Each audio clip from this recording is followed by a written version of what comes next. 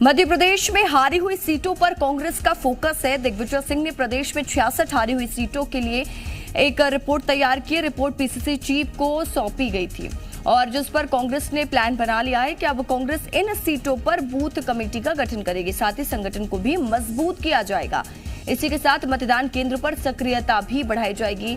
आपको बता दें, दिग्विजय ने हारी हुई सीटों पर लगातार दौरा किया था। कार्यकर्ताओं और पदाधिकारियों से मुलाकात कर चर्चा की थी, जिसके बाद इन सीटों की रिपोर्ट कमलनाथ को सौंपी गई थी।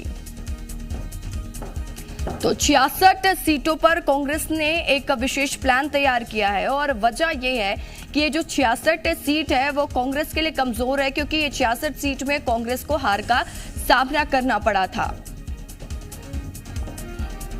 और ज्यादा जानकारी के साथ हमारे साथ जी मीडिया संवाददाता आकाश द्विवेदी भोपाल से लाइव जुड़ चुके हैं। आकाश, कांग्रेस लगातार 2023 की चुनाव की तैयारी में जुटी हुई है और हम देख रहे हैं दिग्विजय सिंह भी लगातार दौरे कर रहे थे। 66 ऐसी सीट जिस पर अब कांग्रेस का विशेष फोकस है। देखिए, दरअसल ये सीटें वो 66 सीटें हैं जहां पार्टी एक बार नहीं बल्कि 3 से 5 बार हारी हुई है। लगातार हारने की वजह से यहां पर संगठन कमजोर हुआ है। दिग्विजय सिंह ने इन सभी 66 सीटों पर बीते दिन दौरे किए और इसकी एक रिपोर्ट पीसीसी चीफ कमलनाथ को सौंपी है। और अब इन 66 सीटों के लिए कांग्रेस पार्टी विशेष प्लानिंग तैयार कर रही है, क्योंकि यहां पर संगठन की कमजोरी कहीं फिर से इस बार भारी ना पड़ जाए, इसलिए संगठन को मजबूत किया जा रहा है। प्लानिंग यह है कि जो कांग्रेस के चारों फ्रंटल ऑर्गेनाइजेशन हैं, चाहे वो यूथ कांग्रेस हो, महिला कांग्रेस हो या फिर अन्य अलग अलग फ्रंटल ऑर्गेनाइजेशन है, ये सभी बूथ लेवल पर समितियों का गठन करेंगे और बूथ लेवल पर काम करेंगे। इस बार कांग्रेस पार्टी की कोशिश ये है कि इन सीटों पर कम से कम कांग्रेस का प्रत्याशी जीते, क्योंकि 3 से 5 बार लगातार एक सीट को हारना यह किसी भी पार्टी के लिए चिंताजनक विषय हो सकता है। और यही कारण है कि कांग्रेस के तमाम दिग्गज नेताओं ने हारी हुई सीटों पर पहले से ही दौरे शुरू कर दिए थे, चाहे वो दिग्विजय सिंह की बात करें, अरुण यादव की बात करें या खुद कमलनाथ की बात करें। जिन 66 सीटों की जिम्मेदारी दिग्विजय सिंह को दी गई थी, दिग्विजय सिंह ने उसकी विस्तृत रिपोर्ट बीते दिन पीसीसी चीफ कमलनाथ को सौंपी और पूरी जानकारी दी है किस तरीके से इन क्षेत्रों में काम करना है। अब विशेष प्लानिंग के तहत यहां बूथों पर खास तौर पर फोकस किया जाना है। आकाश, हमने देखा है कि कांग्रेस पे कई बार अंतरकला सामने आई है और लेकिन कांग्रेस चुनावी तैयारी में भी जुटी हुई है।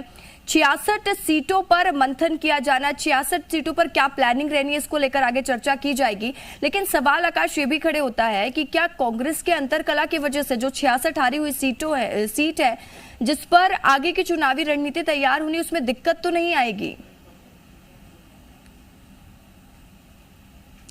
देखिए, फिलहाल इलेक्शन ईयर है, कांग्रेस पार्टी एकजुटता का संदेश देना चाहती है और कहीं ना कहीं देने की कोशिश भी की जा रही है कि पार्टी एकजुट है, किसी तरीके से अंतरकलह या गुटबाजी जैसी बातें नहीं है।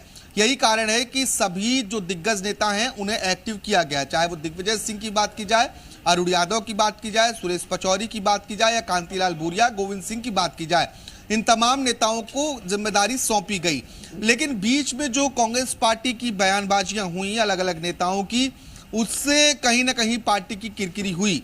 हालांकि इन 66 सीटों पर जो प्लानिंग है वो अलग तरीके की प्लानिंग है कि अलग अलग जो फ्रंटल ऑर्गेनाइजेशन है उन्हें एक्टिव किया जाए और वो इन सीटों पर पहुंचकर पहले काम करना शुरू करें, चाहे वो 5 गारंटी की बात हो या फिर जो अलग अलग वादे वचन पत्र में किया जा रहा है उन वादों की बात हो।